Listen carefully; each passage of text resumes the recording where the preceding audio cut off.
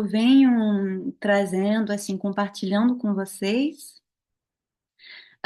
o fruto de uma reflexão, né, que é um pouco uma síntese, desses últimos anos de caminhada com o tarô, e não tem, objetivo aí de transmissão, alguma coisa desse tipo. O único objetivo, eu acho que é um levantamento, talvez, né, de questionamentos, tanto coletivos como individual.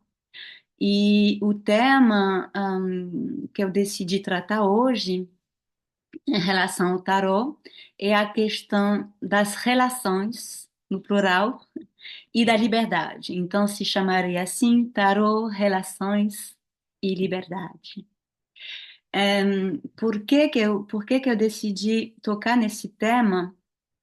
Porque, entrando no trabalho um pouco retrospectivo, eu percebi que a questão da relação era, para mim, era no centro, de tudo que eu fazia, com o tarô.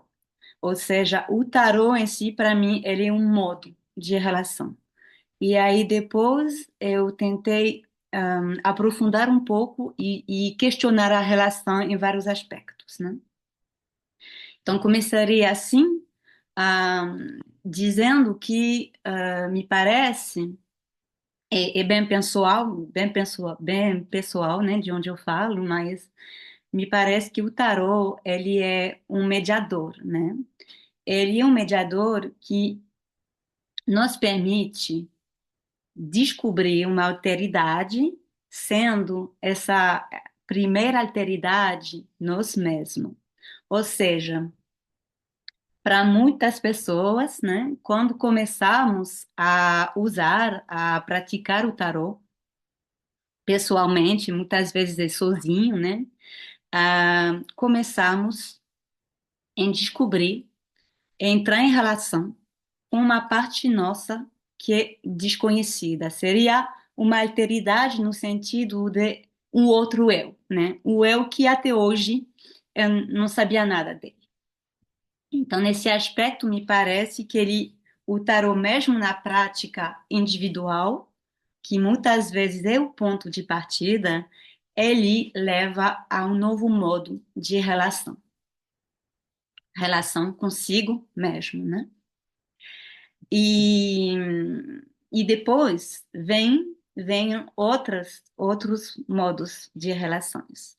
Porque eu posso decidir usar o tarô unicamente para mim mesmo, mas muitas vezes, quando eu começo a entrar em amor, né, em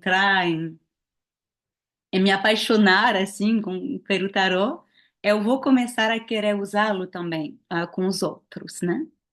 E para que possa fazer isto, e para que eu possa também, no primeiro tempo, falar com ele, eu vou ter que aprender, né? Aprender entre aspas, porque muitas pessoas vão entrando no tarô do mundo muito intuitivo também, ou às vezes tem a questão da mediunidade, né? Então, não estamos aqui bem no sentido do lado do aprender. Mas para uma grande maioria, decidimos, vou estudar, vou aprender como que eu entro em contato com esse artefato, né? E aí tem vários modos, para aprender. Para algumas pessoas vão se basear em livros, outras vão decidir, por exemplo, escolher um professor, uma professora. Algumas pessoas vão receber uma transmissão mais, de família, né? Vai ser uma tia, uma avó, uma mãe, enfim, alguém na família que vai transmitir esse saber. Mas a partir do momento que entramos nesse desejo de aprender, entramos de fato em relação, de novo, com ou uma outra pessoa ou uma linha ideológica, né? Porque quais são as obras que vão construir meu pensamento e minha prática tarológica? Essas obras, elas vão dizer muito de mim.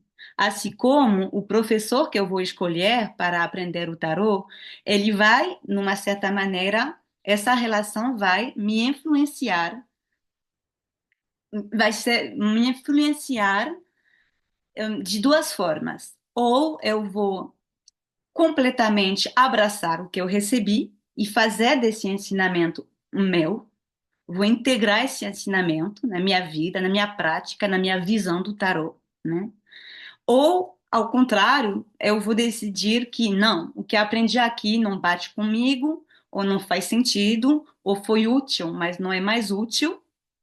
Enfim, tem aqui um outro espaço de relação que para mim tem que ser colocado em questão. Eu acho que uma das coisas que eu percebi esses últimos anos foi essa, né? Vindo questionar de onde, quem foi que me ensinou o tarô, como que eu recebi esse ensinamento, em que medida esse ensinamento ele foi importante para mim e o que que eu faço hoje com esse ensinamento, né? Qual foi minha caminhada desde o primeiro tempo que eu recebi isso até hoje?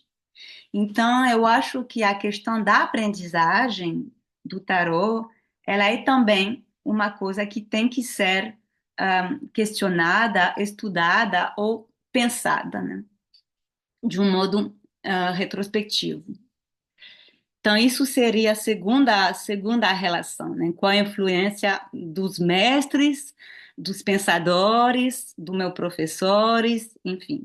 professores, etc. A terceira relação, muitas vezes, que vai acontecer é quando eu começo a tirar para alguém, quando eu vou começar a ler para alguém, porque aqui também revela muitas coisas das relações, mesmo que eu não seja um profissional. Vou falar depois da questão da profissionalização, que é importante também. Mas no primeiro modo, na primeira vez, eu vou tirar para mim e depois eu vou tirar para alguém, vou ler as cartas para alguém.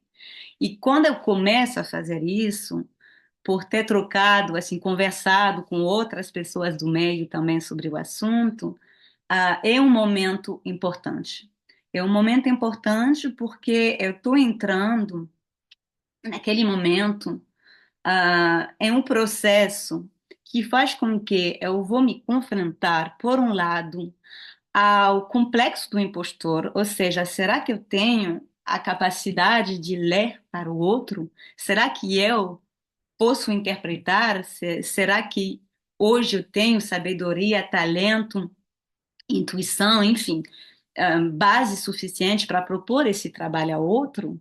Então já vai questionando a relação que eu vou estabelecendo com o outro, assim. Eu tirando as cartas para você, para um de vocês, né? Sobretudo no início de uma prática, é, vai levantar um monte de questões, né? E no outro sentido também, ou seja, será que eu chego com muita autoconfiança?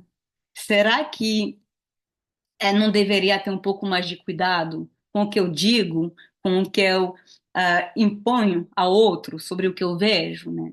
Então, esse momento de sacar as cartas e ler para alguém, ele vem revelar também muitas coisas em relação ao nosso modo relacional. E eu acho que essa maneira, esse modo relacional, ele tem que ser sempre também questionado, de modo a encontrar um justo meio entre eu não tenho confiança em mim, então eu não faço, enquanto eu quero, eu tenho isso para oferecer, eu tenho esse serviço para oferecer. Então, muitas vezes eu vou me privar disto, né, por uma segurança. E, por um outro lado, agora que eu sei fazer, eu vou com violência, com uma forma de autoridade, com uma forma de super sabedoria, impor o que eu vejo ao outro, né? Então, isso seria a terceira relação. Saio da relação comigo e com o meu professor para entrar na relação com o consulente. Eu chamo isso de trílogo, porque não é mais um diálogo entre a gente e o tarô, o entre a gente e a gente, né? É um trílogo entre o tarô, uma outra pessoa e nós mesmos. Então, como que essa triangular ela funciona, né? Eu acho que enquanto enquanto tarólogos, temos que nos questionar a esse respeito. Depois disso, vem a famosa questão da profissionalização. E a questão da profissionalização, ela é muito interessante, me parece, porque ela vai abrindo um novo campo de questionamento, assim como ela vai potencialmente mudar a relação que eu tenho com o tarô e até a relação que eu tenho com quem consulta, né? Hum, isso porque o tarô sai de uma coisa, de um lugar de hobby, né? De um lugar de uma paixão, uma coisa que eu gosto, que me interessa, que eu estudo, que eu vou praticando, para se tornar a coisa que eu faço para me sustentar, né? Então, a partir desta prática, eu vou ter que ganhar dinheiro, pagar minhas faturas, etc, etc. E isso, que eu queira ou não, vai mudar minha relação com o tarot. Ahn, e vai mudar em vários aspectos.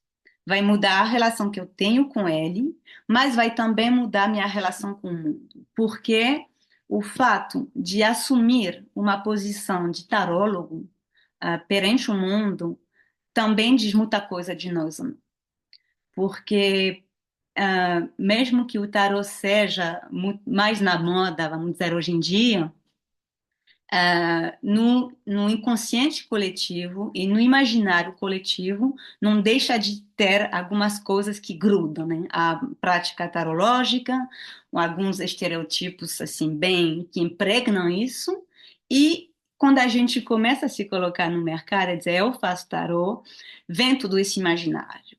E vem uma certa dificuldade, às vezes, né, de dizer como que eu lido com isso? Como que eu lido com essas representações? O que que diz e o que que isso diz de mim?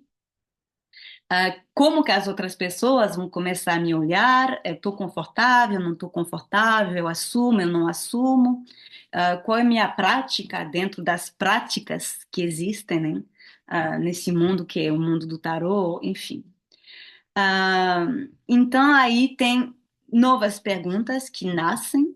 Ah, também tem a questão, muitas vezes, da diabolização do dinheiro, né? Porque a gente vai escutando muitas vezes, mas porque o tarô, muitas vezes, ou ele tem, vemos ele de um ponto de vista adivinatório, né? Então, isso é uma coisa. Mas a partir do momento que a gente entra no tarô mais terapêutico, ou entra numa prática do tarô mais espiritual, aí vão chegar essas questões, né? Mas você cobra para ajudar os outros, você cobra para. Então, como fazer dessa profissão uma profissão legítima? A questão da ética que tem atrás dessa posição, né? Todas essas perguntas vão fazer com que minha relação com o mundo, com o tarô, com a minha vida profissional, elas vão mudar.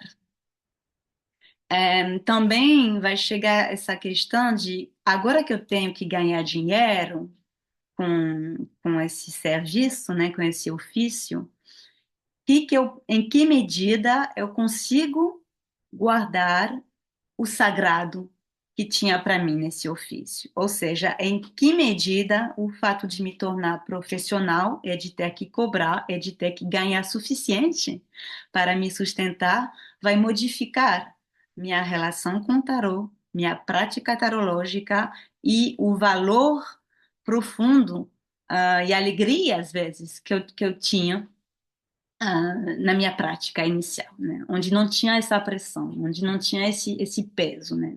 Do ganhar. Então, essas são algumas das perguntas, eu acho, que temos que nos fazer e vem que medidas também, que medida aquela nós não vendemos nossa alma ao diabo, né? Nos tornando profissionais. E sempre nos questionando também, o que eu estou fazendo hoje com o tarô ainda tem um sentido, ainda tem um sagrado. Eu estou criando um monte de workshop, um monte de curso, um monte de coisas, porque eu preciso de dinheiro, eu estou fazendo porque atrás tem uma coisa que tem um sentido muito mais profundo para mim, né? E também isso me parece que nos leva a todas as utilizações profissionais que podemos fazer com o tarô. Falei bastante aqui do caso da consulta, da prática, né? Mas também tem a possibilidade de dar aula, de se tornar professor, assim como de usar o tarô de outras vias, né? Vamos pensar em vias mais criativas, enfim. Mas quando eu me torno, quando eu me torno um professor, ou quando eu me torno um profissional, aí também vem a questão ideológica, além da ética, né? Aí eu começo a me perguntar que tarô que eu quero transmitir, quais são as escolas que influenciaram minha formação, em que medida essas escolas hoje elas estão me fechando, me encerrando, ou elas estão me ajudando a criar uma prática livre e que faz sentido? O que que eu quero transmitir à pessoa que vem até eu para aprender? Será que eu passo tudo para ela? Será que eu guardo conhecimento para mim? Por quê? Enfim, tem uma série assim também de coisas, né, que começam a surgir. Ahn, Também se perguntando com quem eu trabalho. Será que eu trabalho com pares ou será que eu trabalho com uma pessoa que não é do meio? E dependendo de quem eu tenho na frente, qual vai ser a minha posição? Será que eu vou mudar em termos de autoridade? Será que eu vou mudar do meu jeito de ser? Será que eu vou considerar o outro da mesma maneira, né? Então, qual é a relação, ou quais são as relações que eu tenho com o tarô e quem sou eu dentro de cada uma dessas relações? E qual a postura também que eu defendo através de todas essas relações, essa prática. E, enfim, a última coisa que chegou, me pareceu importante, assim, esses últimos anos, é a questão da relação com os pares. Porque eu percebi que para muitas pessoas, assim como foi para mim, ah, o tarô muitas vezes é um caminho muito solitário, pelo menos ao início, até que a gente consiga encontrar ah, pessoas com quem compartilhar isto, né? Então, mesmo nos profissionalizando, às vezes podemos ficar muito tempo num trabalho solitário, né? Então, eu fico eu com minha formação, minhas crenças, minhas dificuldades também, porque eu aprendi certas coisas, mas é o terreno mesmo que vai me ensinar a trabalhar, né? E dentro desse terreno, eu tenho experiência de consulta, eu tenho decepções, cometo erros, enfim. Eu me encontro muitas vezes muito sozinho ou sozinha dentro dessa prática, porque não é como uma outra profissão, onde eu vou entrando, fazendo uma formação na universidade, ou numa escola, e que já tenho uma comunidade para me apoiar, né? Então, tem todo o trabalho também, que nem sei se é um trabalho, mas tem uma necessidade, me parece, de tentar abrir e conectar com outros profissionais. E isso também levanta as questões, porque quando eu entro nesse mercado, sobretudo como profissional, eu vou criar coisas, eu vou propor coisas, eu posso ter medo também do que minhas ideias sejam roubadas, porque isso acontece às vezes, né? Ou, então vem aquela questão da confiança, como que eu confio no outro, de quem me aproximo, quais são as linhas de trabalho que eu recuso e por quê, o que que essas linhas de trabalho elas revelam dos meus valores, ou do que vai contra os meus valores, e quem que está me atraindo também. E será que eu estou atraído ou atraída sempre com as pessoas que têm as mesmas linhas de pensamento do que eu? Ou será que eu me arrisco a encontrar e a ir estudar, fazer workshop, conversar com pessoas que têm outras linhas de pensamento?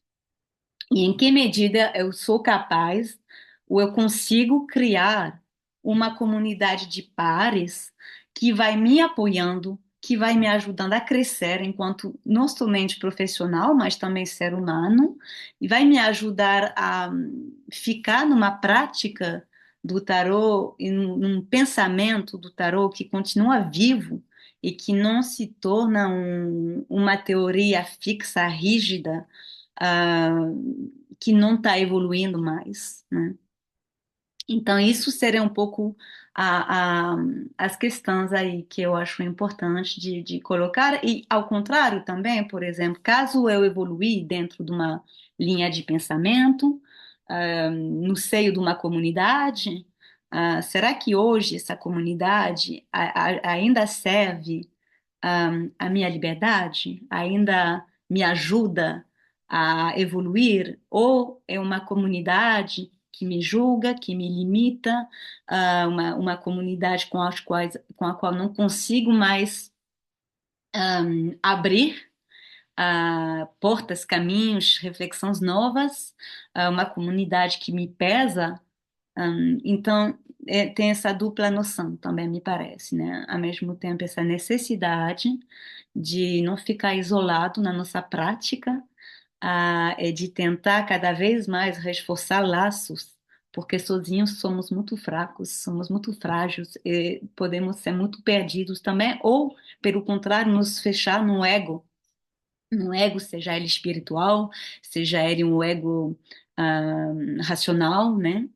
Com o sentimento que nós temos a verdade e que não nós temos mais nada para aprender. E a partir do momento que entramos nessa posição, eu acho que perdemos muito, tanto como profissional, assim como pessoa capaz de se conectar. Com o mundo exterior e de viver o tarot como uma prática e uma relação que liberta.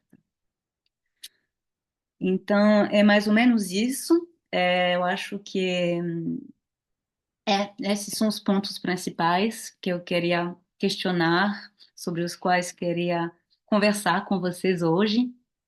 E acabando talvez só com algumas perguntas, assim, que seria, ahm, que eu convido cada um, assim, a se fazer essa pergunta. Quais são as vozes que formaram a minha visão? Será que elas ainda servem hoje à minha missão ou elas me limitam?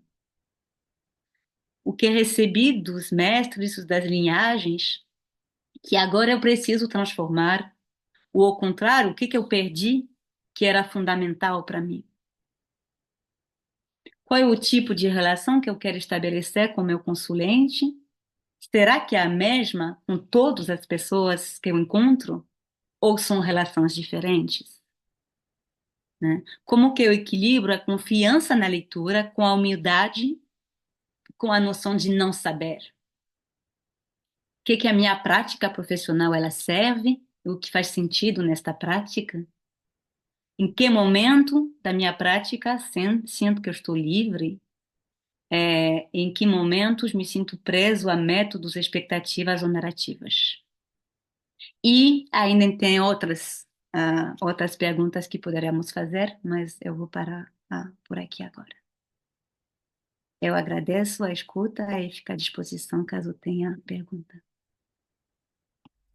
Extraordinario, le da un aplauso, una ovación, fuertísimo. Gracias. Genial, maravilloso y se te entendió súper bien todo, ¿eh? Así que quédate tranquila. Juana, por favor, adelante. Me ha encantado. Yo he oído cosas que no he entendido, pero porque no estoy acostumbrada a escuchar. Pero sí, se ha entendido bastante bien. Genial. Es que me ha encantado la charla porque ha tocado todos los puntos que nos preocupa a todos. Y si no nos preocupa ahora, nos ha preocupado antes. Es que ha hablado de todo. Del síndrome del impostor, de la profesionalidad, del dinero, lo de cobrar, lo de no cobrar, lo de que nuestra profesión no está muy. Y tampoco nos podemos quejar ahora porque ahora está muy bien vista. Pero hace algunos años eso de decir que era estar autista o que era estar o tal, eso fatal. O sea, fatal, fatal. A mí todavía me da vergüenza. O sea, yo todavía me da reparo si me preguntan, ¿qué haces? ¿Qué? No sé qué. Todavía me lo pienso, ¿eh? Porque me da todavía un poco de. Entonces, una cosa que le quería preguntar a Lía es cómo dio ella el paso de, porque empezaría en algún momento su carrera, quiero decir, ¿cómo dio el paso de que le gustara el tarot a ser una profesional? Lia, tu as compris? Uhum. Tu as Sim, sim, compris? sim, sim. Lia, un moment, tarologue ou tireuse de cartes? Es que le he Ah, preguntado, ¿qué le gusta más la palabra taróloga? Es que en Francia se suele decir o taróloga o tiradora de cartas. eu Y gosto da entonces yo no sé a palavra ella qué le gusta más. taróloga. Taróloga, ¿verdad? Que lo de tiras de cartas, que es tiradora de cartas, queda como un poco más, ¿no? Un poco más, yo qué sé. Que para mim é outra coisa, chamamos de cartomancia aqui, né? Para mim eu diferencio a cartomancia da tarologia. O tarô é um tipo de cartomancia, mas a cartomancia ela leva muito mais para o campo da adivinação, Claro, enquanto sí. minha visão do tarô é muito longe da adivinação. Mas então tua pergunta é mais ou menos como que eu passei, quando que eu decidi me profissionalizar com o tarô, é isso? Eu não sei se eu posso identificar um momento muito claro, se não é que o tarô ele mudou tanto, tanto a minha vida, ele começou a ocupar tanto espaço na minha vida que chegou um momento que foi como óbvio para mim, assim, eu tenho que fazer isto, eu tenho que fazer isto. Só que eu acho que é interessante que tem uma diferença entre o momento que a gente decide começar a trabalhar com o tarô e o que acontece depois. Quando eu comecei, nunca teria pensado que esse trabalho me levaria ao que eu estou fazendo hoje. Então, no início era muito simplesmente um desejo de fazer consulta e pronto. E nem pensei nessas questões todas que eu compartilhei aqui com vocês. O tarô para mim não era uma pesquisa. A questão da comunidade de pares, nem tinha pensado nisso, só que depois, quando eu comecei a praticar, se tornaram questões fundamentais. Assim.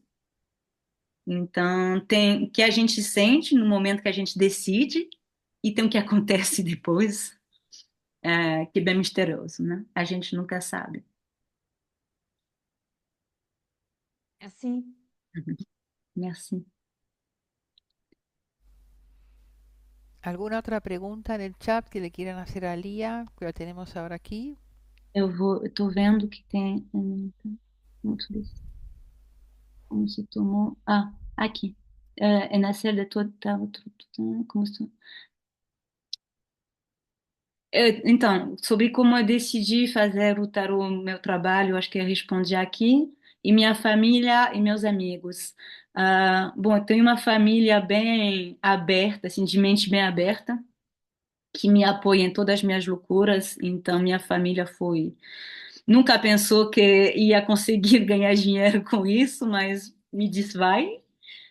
Eu acho que meus amigos, muitos dos meus amigos mais próximos são pessoas muito racionais, que são muito pouco interessadas por essa questão, tanto terapêuticas como espirituais.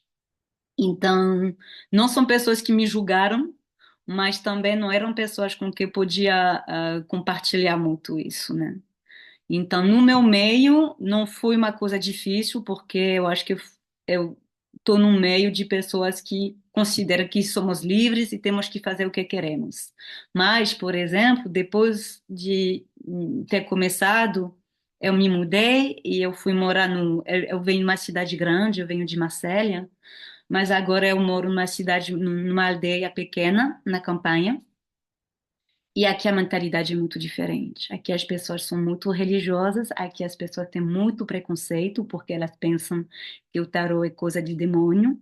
E quando eu cheguei aqui não sabia disso, e pensava que ia poder trabalhar no território com o tarô, e eu percebi que não. Aqui não é possível, por exemplo. Então, trabalho online, trabalho em Marselha, vou encontrar pessoas em outros lugares, mas onde eu moro, em termos de mentalidade, não é possível. Então, não posso dizer muito que eu pratico tarô aqui, por exemplo. É, eu continuo lendo, não sei se temos tempo ou não. Carolina, Rosanda, não. Perdón, estoy aquí. Sí, una o dos preguntas más y ya vamos al intervalo de 15 minutos. Tá bom. É, não, acho que não tem mais pergunta. Acho que foi tudo. Ah, perfecto. Mira, Lía, yo quería hacerte una pregunta muy simple. Todo lo que has, en lo que has sondado y en lo que has hablado es extraordinario y lo comprendo y lo entiendo. Ahora, en cuanto a la afuera que te va a ver para hacer una consulta, tú, con tanto estudio, tanta profundidad, tanto material y tanto por dar, para ir a la esencia, a la conciencia de una persona, ¿te encuentras con gente que va con cuestiones profundas o por lo general el porcentaje alto es me va a llamar o no me va a llamar? Não, eu acho que hoje, mas isso, a pergunta que tu faz, ela é muito importante, porque ela tem tudo a ver com o que eu falei antes, ou seja, é tudo o trabalho que eu acho que nós podemos fazer enquanto tarólogos, nos perguntando qual é a minha prática, o que eu quero fazer, com quem quero trabalhar, o que que eu não quero fazer, porque isso também é fundamental. O que que eu não quero? Eu acho que no meu caso isso foi muito rápido que veio à minha mente. Eu sabia muito bem o que eu não queria. E tinha coisas que eu rejeitava muito forte e que eu continuo rejeitando. Não porque não é bom, mas porque não é o que eu quero para mim. E isso, por exemplo, continua às vezes a ser difícil, porque quando eu falo que eu faço tarô, as pessoas vêm, me pensam logo, né, em um tipo de coisas que não são o que eu pratico. Mas eu acredito que hoje eu consigo trabalhar com pessoas que estão mais de acordo com o que eu estou propondo, né? Ou seja, um trabalho mais aprofundado, que também uso muito o tarô em relação com a terapia analítica, esse tipo de coisa.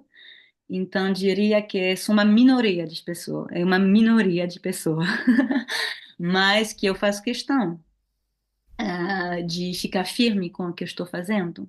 Não é sempre fácil. Na verdade, não é sempre fácil, né? Porque você não, quando você decide fazer um tarô que não responde a um pedido de massa, você não deixa de trabalhar com poucas pessoas, né? Mas acho que tem a ver com o alinhamento pessoal de cada um. Perfecto, gracias, Lía, eres un amor. Perdón, amor. Rota Maga quiere, hola, ¿cómo estás? Quiere hacerte una Hola, pregunta. Hola. Ana, querida. sí, me gustaría yo voy a hablar en castellano o en español, lo voy a intentar, porque mi portugués es diferente do Lía. Y me ha gustado mucho, que yo me identifico mucho con lo que Lía ha dicho aquí. Um, e lhe quero agradecer porque nós outras nos conhecemos nestas trocas de conhecimento e de pares, muito quando eu também começava este tipo de trabalho, que lo hago, é o tipo de estudo e como miro el tarot. Então, me gostaria muito de te agradecer e, e que estou muito feliz porque nós outras nos tengamos encontrado neste percurso e há assim, uns anos largos. Graças. Sou eu que agradeço. Muito obrigada, Ana. E eu queria agradecer também o trabalho feito aqui, a presença de vocês todos, porque eu acho que a gente está fazendo hoje é muito, muito importante, assim, muito importante. Muito mais do que a gente pensa às vezes. Então, muito obrigada, Rosanda e Carolina.